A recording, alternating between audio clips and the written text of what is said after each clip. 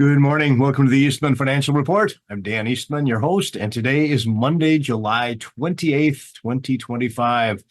Thank you so much for tuning in. As always, we appreciate your viewership here at the Eastman Financial Report and throughout the day at all the fine programming you'll see on Worldview Tube and listen to on Worldview Radio.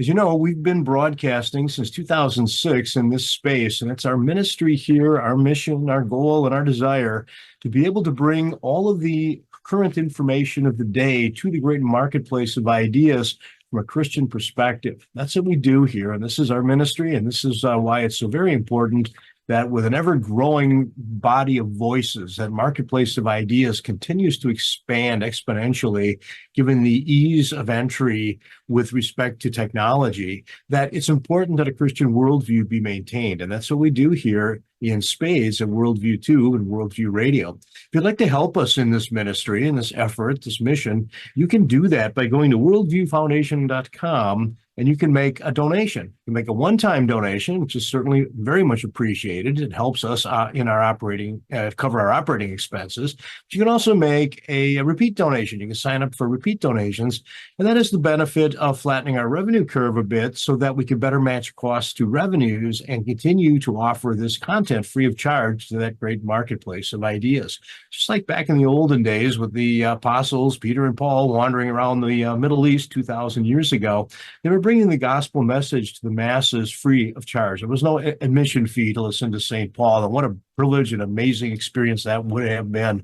The point is, we're doing the same thing, and we don't charge a paywall. We don't have a subscription fee. We bring our message to the world daily from a Christian perspective, and we do that through the help of donors such as yourselves, viewers and donors such as yourselves. And first of all, we appreciate your viewership first and foremost, and we also appreciate any help you can give us in bringing this ministry, keeping it alive and fresh and active. You can also help the network by doing business with the companies that you see advertising throughout the day. Unlike commercial networks, we don't sell blocks of advertising time. Rather, we partner with companies we know and trust. And when you see them advertising their wares on our network, you know that you can do business with them because we've looked at them and we've vetted them, and they're reputable companies. Also know that when you do that, a small portion of the proceeds comes back to us in the form of a commission, and that also helps keep our revenue line fresh and current and keeps us in the black, and we can continue to offer our content. There's a third way you can help the ministry as well, and that is by going to worldviewtube.com/vault and subscribing to our Vault service. It's a new subscription service, and there is a fee involved, but it's an amazing collection of materials from Brandon Howe's ministry over the last 20 plus years. And as you know, he's written a number of very good books and also conferences, seminars. All of those recordings are all contained within the vault. We also have interviews from Christian thought leaders, some of whom have actually passed on and are now with the Lord. But those interviews are very important, and they're very, very interesting to listen to because you can see from a perspective, Christian thought leader, what the topic of interest of the day was, and it's sort of a historical archive. So it's really a neat collection of information. You can also see reruns of the Eastman Financial Report in that vault. So if you'd like to check my work or see how accurate I was a year and a half ago or 2 years ago, you can do that. So anyway, think about subscribing to the vault. It's a really great service, and those are the three ways you can help the network. You can make a donation. You can do business with the people you see advertising on our network, and you can subscribe to the vault, or you can do all three. That would be great too. But in any event, we do appreciate your viewership, and we do appreciate the support you give us because it's our mission, our ministry, our true desire to be able to continue to bring the information from today, the current news of the day, to that great marketplace of ideas from a Christian perspective. And that's our ministry. Well, let's jump into the news here. And of course, being the dog days of summer, as things slow down and people take relatively well-deserved vacations, especially in these hotter months. And my goodness, it's been hot up here in the upper Midwest. As you know, I broadcast live from Milwaukee, Wisconsin, Monday through Friday at 11:30 to 12 Central. And it has been hot. We're not used to this type of weather with high humidity and high heat. And I guess we're on the tail end of a heat bubble. The point is, it's been rather robust around here, and certainly are feeling the heat. And this is a good time for a lot of people to just basically take a few days off or a week off and maybe recharge themselves and find a little recreation that might freshen the mind and soul. But this is the time of year we're in. But that doesn't mean there isn't news. And what it does do is allows us to catch up with some of the other more interesting concepts that aren't necessarily breaking news, but are very, very important. If you listened to my show last week, I spent a rather inordinate amount of time talking about the electrical generation system and how it is that we can live in this digital world that we live in. And what is the technology behind that, and how does it work? And where did it come from? And what are the problems looking forward?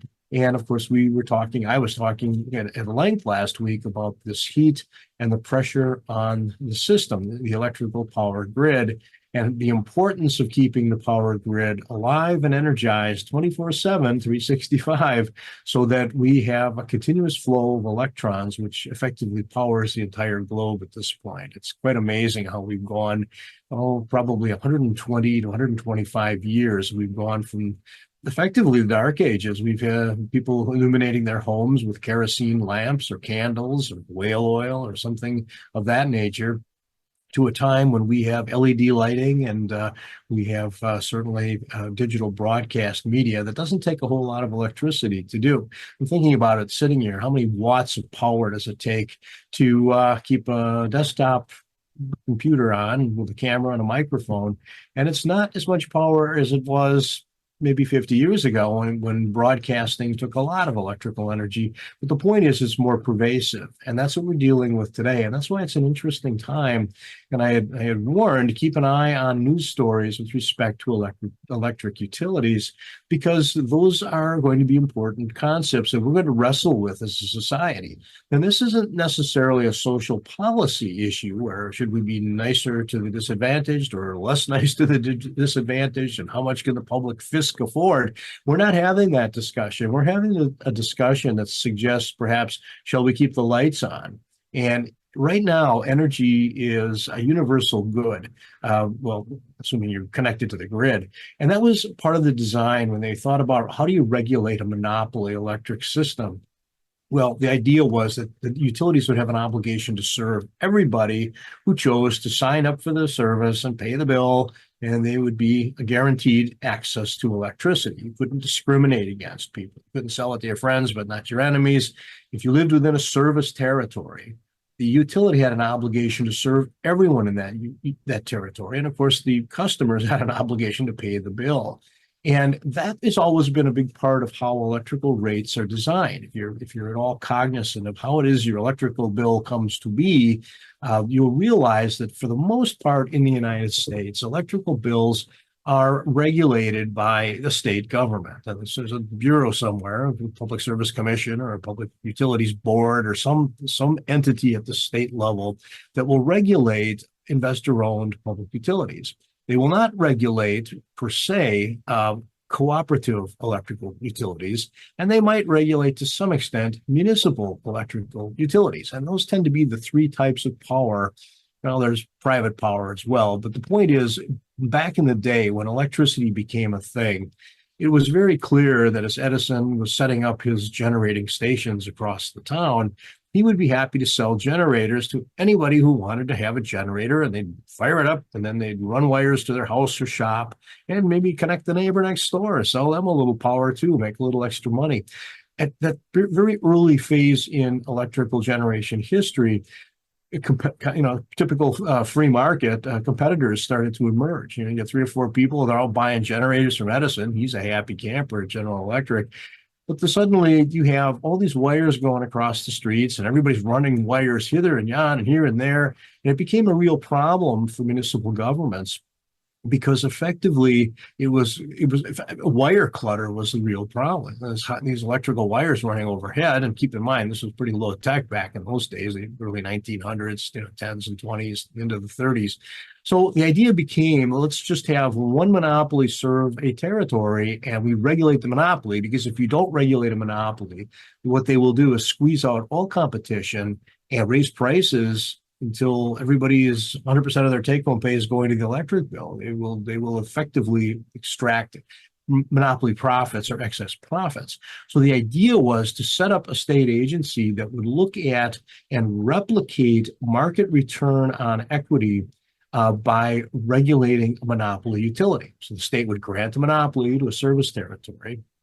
And then, of course, it would look at how much capital was invested in equipment, generation and transmission, distribution, all these wires, switches, the headquarters of the utility company. How much capital does it take to build out an electric system that is robust enough with enough redundancy to keep the lights on and keep everybody's service at an adequate level? And that became the model for regulation. So the utility commissioners, whatever the state calls them, the people who are in charge of voting on the rates, would do what is called a rate case. And they would look at how much capital expenditure would be necessary in place and what would be the market return on that capital. If you were to invest it, let's say, in federal government debt, let's say, well, that's kind of a low interest rate because there's not a lot of risk with federal government debt. At least there hasn't been historically. And so the question is, how much risk is there in a government granted power monopoly? And there's not a lot of risk because it's one of the easiest jobs on earth to be the CEO of an electric company, because as long as you've got good workers, just sit there and do nothing all day, because your territory can only grow as that service territory fills in. And it's not a high risk business. I mean, as long as you get fuel coming in and generate the electricity, distribute the electricity, collect the bills, it's an easy business, very easy business. And there's no competition. That's the most beautiful thing. If you're making cars, you're competing with a lot of car manufacturers. Same thing with medical technology equipment.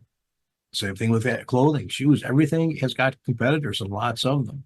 But with a monopoly that's granted by the state, there's no competition. So it's kind of a neat business. And that's why utility stocks and to some extent utility bonds have been very attractive over time, because the regulatory bodies will set a return on capital that's rather nice, maybe 10%, maybe 10.5%. And effectively, when the electric company generates power and charges its customers, and the rates are set by the state government, the money comes in, and of course the capital is accounted for and paid for and depreciated accordingly, and there are dividends to be paid. So what happens is electric company stocks tend to be very stable, and they go up, and then they pay dividends, and retired people like them because the electric company is probably not going to go out of business or be eaten by competitors. So it grew into a very stable investment platform, but it had some very interesting glitches. If you were an electric utility and you were operating within a monopoly market, or let's say it's a municipality, well, lo and behold, you set up your generators, your distribution, your wires, everything's connected up, and then you add a new subdivision. That's nice. You grow your company. But when it came to running long runs of wires into the countryside, nobody wanted to do that because it was very expensive. The last mile was very, very expensive to run wires to every farm in America.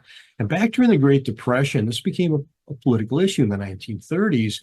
And what Congress did in Washington was to create the Rural Electrification Administration, REA, the Rural Electrification Administration, which set up a system of cooperatives for electric utilities.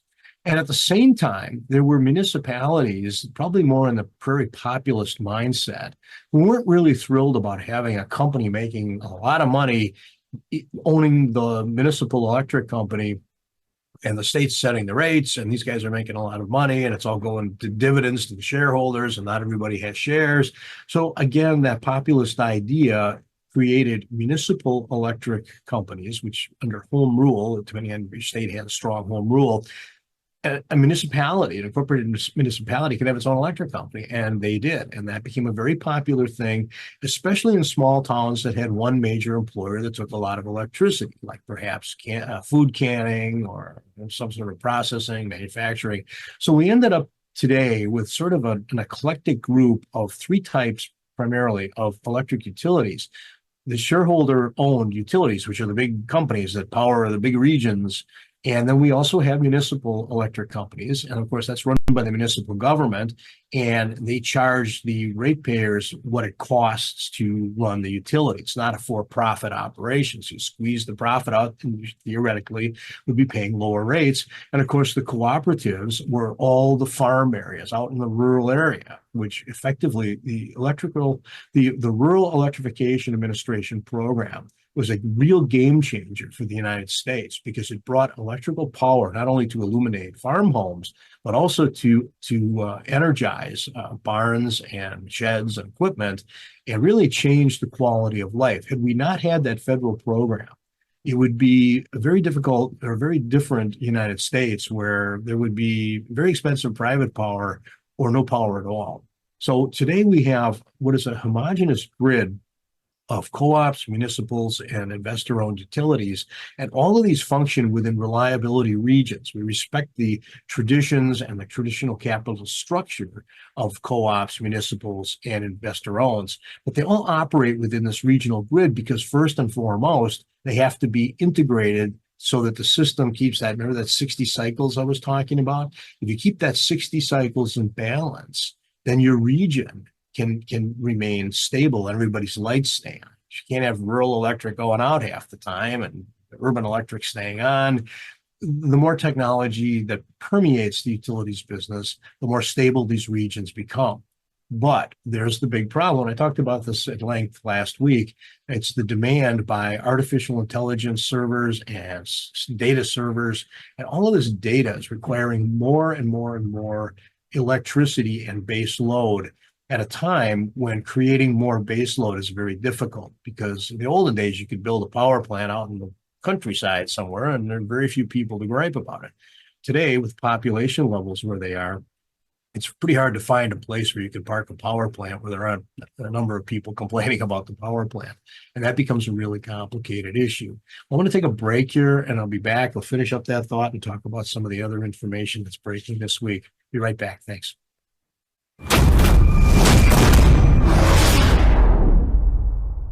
Hello, I'm Brandon House. Melissa and I have been taking Bella Grace, this powerful elixir, since last fall, 2023. The results have been amazing. My hands would crack and bleed, deep cuts and cracks every winter for years. No matter what we did, we couldn't get them to stop cracking and bleeding. This year, I took Bella Grace, no cracking, no bleeding. My acid reflux, gone. Haven't had to take a Pepsid. My hair growth, the last 2 times I had my hair cut, the lady had to use thinning shears on my hair. That's amazing. We've also received incredible feedback from you, our listening audience, and the impact it's had for you. This is loaded with astaxanthin. That's a powerful antioxidant.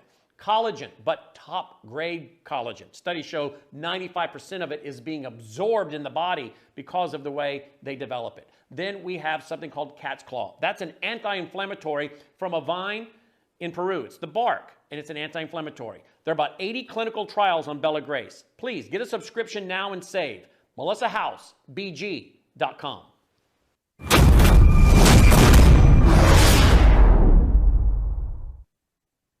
Okay, welcome back. So anyway, that's a long lead in to the news story breaking today, which is that the Nuclear Regulatory Commission, this was a commission set up back right after World War II to regulate the commercialization of nuclear energy. We know World War II, the idea of nuclear power was a tool of war or a tool of defense that effectively could be unleashed on enemies to cause great damage and havoc and win the war. I want to reiterate in this modern age the horrors of Nagasaki and Hiroshima. But the point is, after the war, the idea became we're going to turn nuclear power energy into a commercialized product or system that will illuminate the world, and electricity will be too cheap to meter and it'll be great. Well, there was a lot of political fear based upon the visuals of nuclear bombs and, of course, nuclear testing in New Mexico and other parts of the country. And it was very politically sensitive. And of course, it was a big movement in the 1970s, from the 60s to the 70s into the 80s and 90s, to shut down nuclear power plants. They were too dangerous. We had 3 Mile Island, there was Chernobyl, now Fukushima in Japan. These things are very dangerous places. And what do you do with the spent fuel? It lasts 150,000 years, the half-life, as the stuff breaks down. spent nuclear fuel was a problem. And sadly, I hate to say it, but Jimmy Carter administration, we used to recycle that stuff, recycle it and reuse it and repurpose it.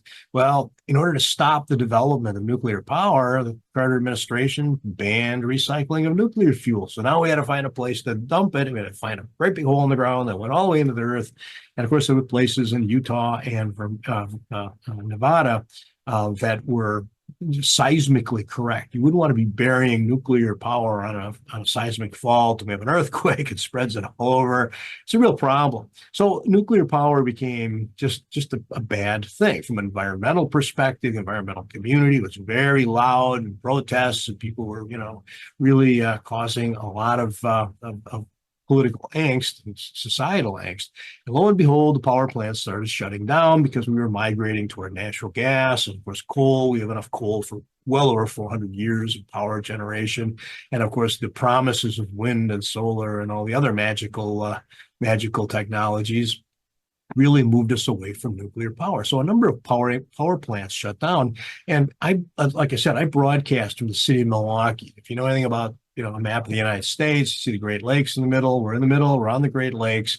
And of course, the Great Lakes are a phenomenal natural resource. There are 5 of them. And of course, they are the largest collection of fresh water on Earth. And all this water drains from the American continent into the basin of the Great Lakes. And it's truly a remarkable resource. If you live here and you look out over the lake, can't see the other side, so it looks like the ocean. I mean, it's a big body of water. We're on Lake Michigan, and there's Lake Superior, and Huron, Erie, and it just keeps on going out the St. Lawrence Seaway. It's a very important environmental place. So, of course, what do? They build all these nuclear power plants along the shore.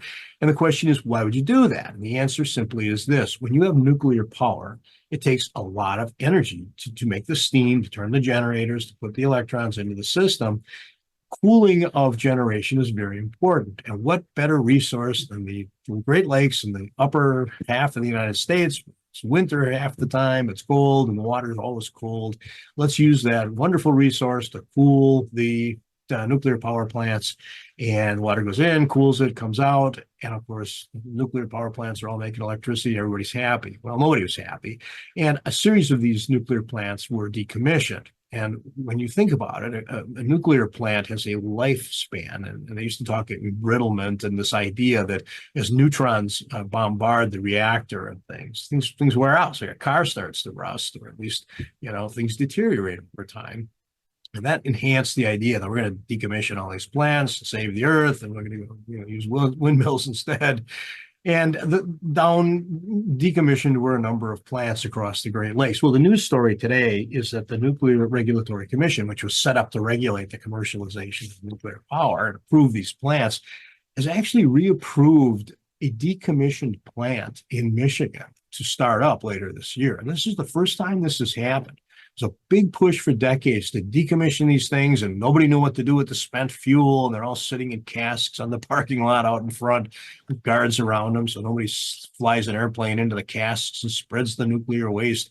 Well, now we're suddenly looking at that and saying, you know what, let's recommission these plants because we need power. And this plant, it's a Palisades nuclear plant in Michigan. There's a series of them around, like I said, around Lake Michigan because of the thermal cooling ability. But that's an 800 megawatt plant. It's an old plant. It's interesting. It's an old plant. But the idea is we're going to bring this back after decommissioning. And this is the first time this has happened in the U.S. history, to effectively add 800 megawatts of more generating power to the grid. And not because development of new homes is so hot. I talk about this from time to time. And we know that, new home construction is down, and existing home sales is down. And we have a very, very soft home market in the United States. The only thing that's not down are prices. And as I allege, or at least I speculate, or at least I calculate, that home prices continue to increase while aggregate demand, consumer demand is down, because aggregate demand includes industrial money and institutional money, speculative money. The point is, what we're seeing is that we're not seeing a robust development in commercial properties or or new homes, or existing homes they're already connected to the grid. So who adds to the grid? Well, new homes that are plugged in for the first time and new buildings that are plugged in for the first time, or maybe they'll do a big remodel and add more power. We're not seeing a lot of that. So when you look at the aggregate demand of power in the United States, in most regions, from traditional demand sources, which is homes and businesses, it's flat. It's not exciting. So where's the demand coming from? Well, it's all being driven by these AI farms and server farms and these data farms that are collecting massive amounts of data and doing what with them? It's just constantly spitting out more and more and more data and information. But the demand for power to power those things is actually changing the societal paradigm, moving away from the paranoia of nuclear plants as being, the worst possible environmental disaster on Earth, to, well, we're willing to take that risk because we want to keep our flat screen, monitors rolling here. And that's what's really shifting. So the economic question becomes, what does it have to do with, consumer? What does it have to do with investors?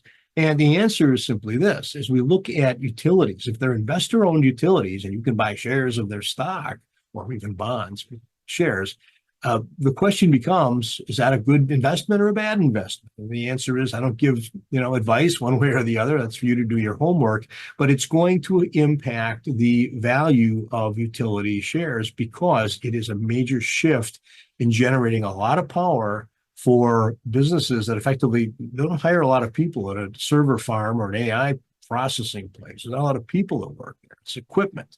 You plug equipment into the grid, and the equipment demands vast power from the grid. And of course, assuming they're paying their electric bill, which most people pay their electric bills, and that's the new paradigm. And the other question that you want to ask from the consumer perspective, and this is the big risk that regulators wrestle with all the time. When you're trying to set an electric rate, what you don't want to do is have one group of customers subsidizing another group of customers. You don't want the homeowner electrical consumer, somebody who's powering their home, paying more money for their electricity because a great big factory is paying less money for the same electricity. And this does happen. The rates are tariffed in layers or slices. And inevitably, of course, the consumer's rate is the highest. It just is. The big manufacturing firms that take a lot of electricity, they hire expensive lobbyists, and they go to town and get their rates reduced, either probably by statute, much less effective by regulatory body. But if you can affect the statutes in your state and have lower priced electricity for some groups, higher priced electricity for other groups, you have shifted the cost. There's a subsidy built in, and that is not a proper, or excuse me, a very popular event that happens to retail consumers. Unfortunately, retail consumers don't have a voice. They don't, you're paying your electric bill. You're one of millions of people in the service territory. What JPM has 65 million customers. So if your electric bill's too high and you complain about it, you're one of 65 million customers. You're not going to move the needle. So that's where the regulators step in. And that's why it's important to have the right regulators, people who are more concerned about keeping rates low for the retail customers, or are there people who are more interested in keeping the rates low for industrial customers? We want to keep the factories humming along because that, after all, that's where the jobs are, and all those job holders have retail electric bills at home. So it's a complicated dance, and it's not an easy decision. You have to balance societal interests, economic interests, and financial interests. All of those interests are balanced within the process of regulating electricity so that you come up with a rate formula. And it's set for a period of time, a year, 2, 3 years, whatever, however long. And that becomes the formula. And then the number of electrons you use, then you pay for them at that rate, and that's your electric bill. And it's an interesting and very powerful problem, especially with the addition of AI and server farm demand. It's like I said, it's not new homes and new buildings, new businesses.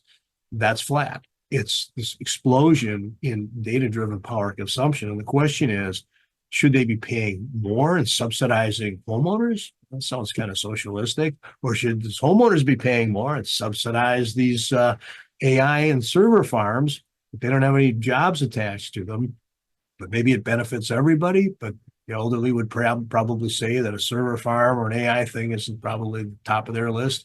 All of that has to be worked out. And that's why it's going to be a very dynamic time financially from the perspective of the utility regulation. So anyway, that's my lecture for today. And I hope you have a pleasant afternoon. Please consider donating to the worldviewfoundation.com. And I look forward to talking with you tomorrow. Have a great afternoon. Bye.